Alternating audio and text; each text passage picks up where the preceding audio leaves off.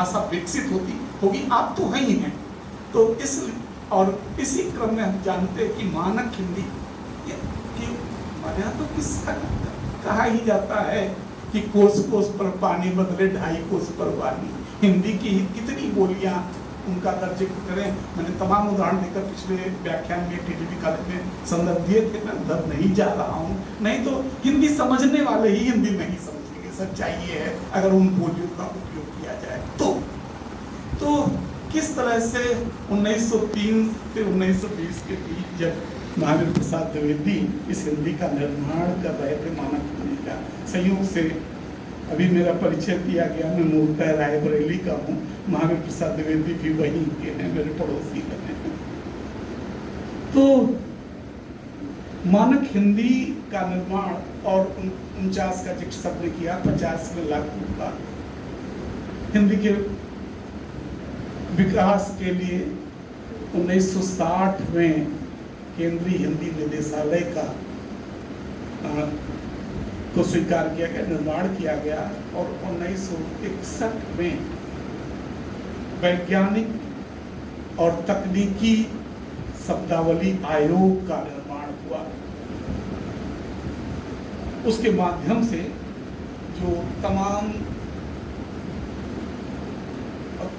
29 शायद उसके जो है एडिशन निकल चुके हैं, जो वैज्ञानिक शब्दावली आयोग के द्वारा प्रकाशित हुए हैं, शब्द लगभग 8.5 लाख शब्द उनके द्वारा चिन्हित किए गए दूसरी भाषाओं से, अंग्रेजी से, हिंदी में या और भाषा सब जगह से जो तकनीकी से जुड़े हुए शब्द 8.5 लाख, लगभग 12,000 पुस्तकें तकनीकी के क्षेत्र में हिंदी में प्रकाशित हुई।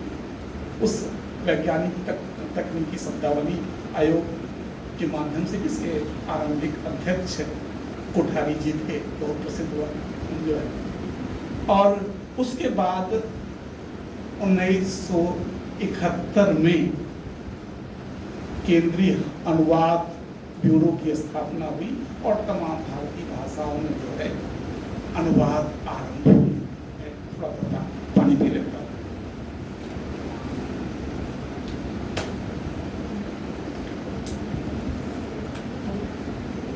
5-10 मिनट मुझे लगता सुनना चाहेंगे आप लोग, अगर ठीक है फिर सुनते रहे। जब आपको लगे कि इन्हें बंद कर देना चाहिए, संकेत करिएगा। आप प्राचार्य महोदय, जब आपको लगे कि आपका समय हो रहा है, आप निश्चित रूप से जा सकते हैं।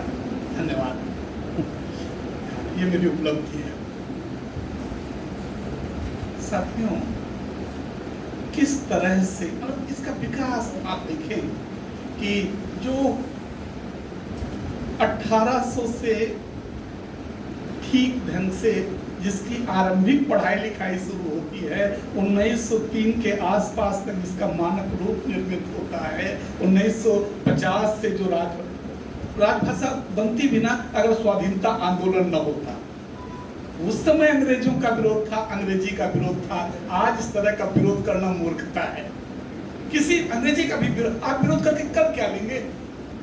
आपके अगर अस्मिता बोध आपके अंदर है तो अपनी मातृभाषा का उपयोग कीजिए, अपनी व्यवस्था में अपनी सब जगह मातृभाषाओं का उपयोग कीजिए, सारी भारतीय भाषाओं का भी उपयोग कीजिए। नहीं तो मंच पर से अंग्रेजी विरोध करेंगे और हमारा बेटा खुद इंग्लिश मीडियम में पढ़ेगा और जो है वो बेटा, जब उससे कहूंगा कि ये 2023 चल रहा है, और 23 माने कि 23,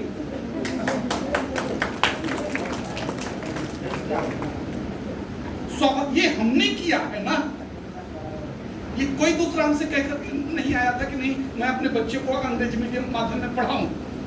इसलिए मंच पर से किसकी तो ऐसे भी भाषाओं को गाली हम क्यों दें? और ये भी तो संयोग ही है कि हम एक भाषा परिवार में पैदा हो गए, इसको हमने चुना था। हम जिस तरह से एक जाति विशेष में पैदा हो गए, एक धर्म विशेष में पैदा हो गए, एक क्षेत्र विशेष में पैदा हो गए, और उसमें पैदा होने में हमारा कुछ किया धरा नहीं, संयोग है। ठीक उसी तरह हम एक भाषा परिवार में पैदा हो गए। आज हम हिंदी परिवार में पैदा हुए, हम हिंदी करते रहे। हम अगर मलयालम परिवार में पैदा होते तो, हम अगर तेलुगु परिवार में पैदा होते तो, हम बगल की बांग्ला परिवार में पैदा होते तो। इसलिए ध्यान रहे, केवल हाँ मातृभाषा के प्रति प्रेम हो, इसमें कोई दो राय नहीं। अस्मिता भाषा से निर्मित होती, इसमें कोई दो राय नहीं। लेकिन ये सजगता रहे, ये चेतना हमारे अंदर बनी रहे कि हम जो तथ्य, जो तर्क दे रहे हैं, उनके पीछे की मानसिकता क्या है। इसलिए सारी भाषाओं के प्रति प्रेम, कम से कम भारतीय भाषा, भले मैं ना आती हूँ कोई बात नहीं, मुझे भी हिंदी के अलावा कोई दूसरी भाषा ठीक से नहीं आती, स्वीकार करता हूँ। वही नहीं आती ठीक से हम सबको, हम हिंदी के छात्र वही ठीक से लिख पढ़ नहीं पा रहे हैं। अभी प्राचार्य जी कह रहे थे सब, और हम सब जानते हैं, तो सही है। लेकिन हमारा मानस तो स्पष्ट है कि नहीं, हम जैसे किसी दूसरी जाति की बुराई नहीं कर सकते, जैसे धर्म की बुराई नहीं कर सकते, वैसे किसी भाषा की भी बुराई हम नहीं करेंगे। तो ये पूरी प्रक्रिया किस तरह से 1971 तक हम आ चुके थे। अपनी बातों के पीछे केंद्रीय अनुवाद ब्यूरो की स्थापना होती है, बहुत सारा अनुवाद हमारे पास उपलब्ध है, तकनीक के क्षेत्र में उपलब्ध है। ये सही है कि हम माध्यम भाषा के रूप में अध्ययन की भाषा के रूप में साहित्य ठीक है, चलो समाज विज्ञान तक ठीक है, हिंदी भाषी क्षेत्रों में विज्ञान की पढ़ाई भी अब हिंदी माध्यम से होने लगी है। पर्याप्त बीएससी करने वाले छात्र, यद्यपि उनकी पारिभाषिक शब्द अंग्रेजी में ही रहते हैं, लेकिन माध्यम भाषा के रूप में, यहाँ तक कि चार्टर्ड अकाउंटेंट भी बन जाते हैं माध्यम भाषा के रूप में। कानून जो दूसरी जगहों पर जो है नहीं संभव है, हिंदी भाषी इलाकों में संभव है कि हिंदी माध्यम से जो है कानून भी पढ़ा जा सकता है। और सारे हाई कोर्ट्स की चाहे स्थिति ना हो, कई 4 हाई कोर्ट्स हैं जहाँ हिंदी में कामकाज चलता है। यद्यपि चाहिए हर, पता नहीं, हम बड़ी बड़ी बातें करने वाले लोग अपनी भाषाओं में न्याय तक नहीं पा सकते, न्याय तक नहीं दिला सकते, तो काहे की स्वतंत्रता और काहे का जो है पूरा जो ये भाषा विमर्श है। अगर कलकत्ता न्यायालय, कोलकाता हाई कोर्ट की भाषा अगर बांग्ला नहीं हो पाती है, तो इससे विषम स्थिति क्या हो सकती है। और इसके लिए कोई उस तरह के प्रयास, सबसे बड़ी बात न हो कोई बात नहीं, इस लोकतंत्र में उसके लिए लगातार कोई प्रयास भी नहीं किए जा रहे हैं, कोई सामूहिक रूप से इस तरह के काम भी नहीं कि नहीं हम न्याय तो अपनी भाषा में पा सकें। जो सबको न्याय देने वाला है वो खुद भाषा के स्तर पर इस तरह वहां जो है संकट है हर जगह के संदर्भ। तो इस प्रक्रिया में चाहे जितनी ये तकनीकी शब्दावली आयोग के माध्यम से सारी चीजें हो गई, हम जानते हैं कि राजीव गांधी के जमाने में जब कंप्यूटर आया था कितना विरोध हुआ था, इस पंजाब से भी पर्याप्त विरोध हुआ था इसका।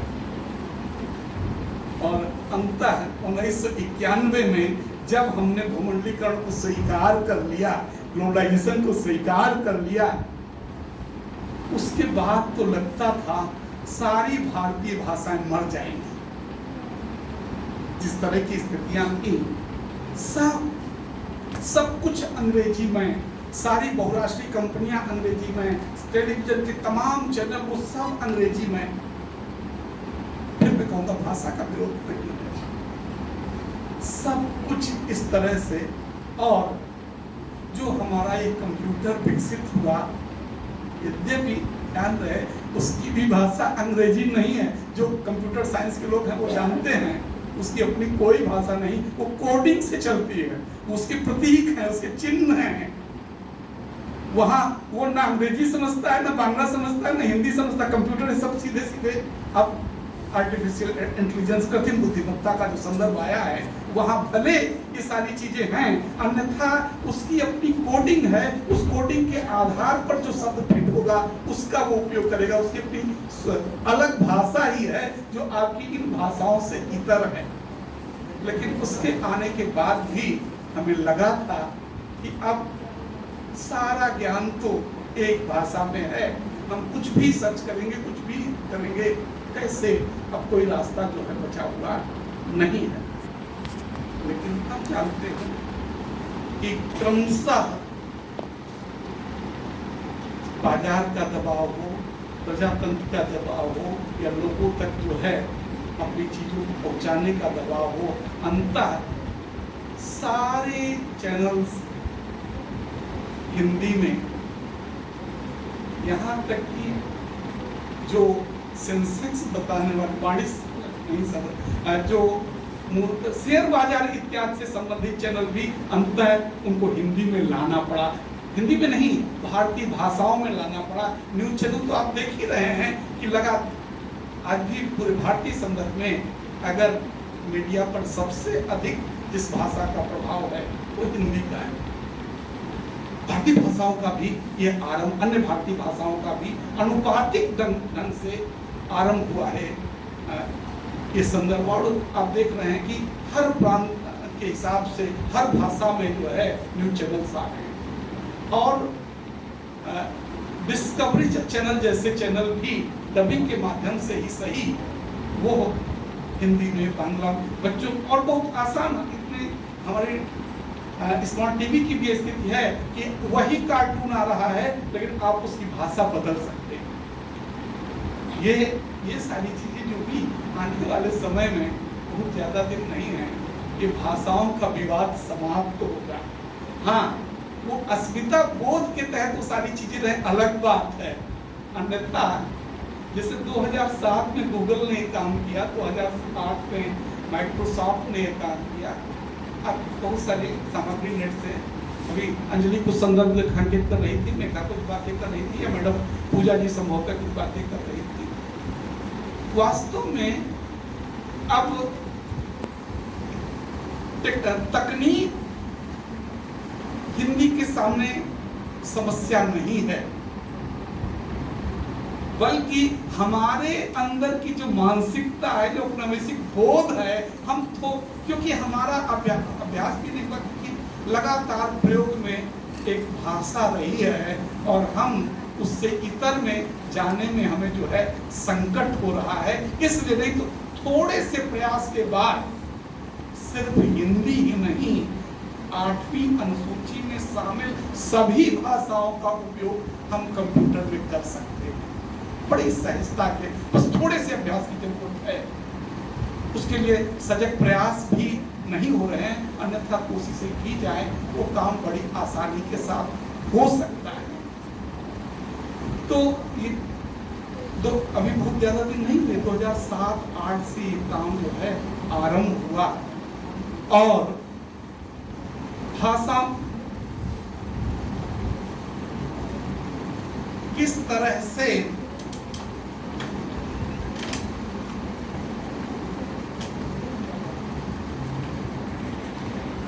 औपचारिक